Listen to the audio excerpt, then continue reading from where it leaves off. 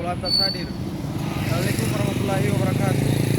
Saya Bribtu Muhammad Saputra, anggota Satuan Lalu Lintas Polres Bonabolango, Polda Gorontalo.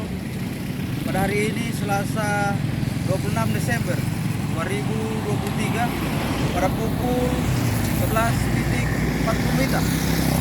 Izin melaporkan situasi terkini di Pospam Pauwo masih terpantau ramai, lancar, terkendali. Kendaraan didominasi roda 2, roda 3, dan roda 4. Seperti yang kita lihat di belakang saya, dari arah Kabupaten Bonabolango menuju Kota Gorontalo terpantau ramai, lancar. Jadi kami menghimbau kepada pengguna jalan agar selalu menaati aturan lalu lintas dan menjaga keselamatan saat berkendara.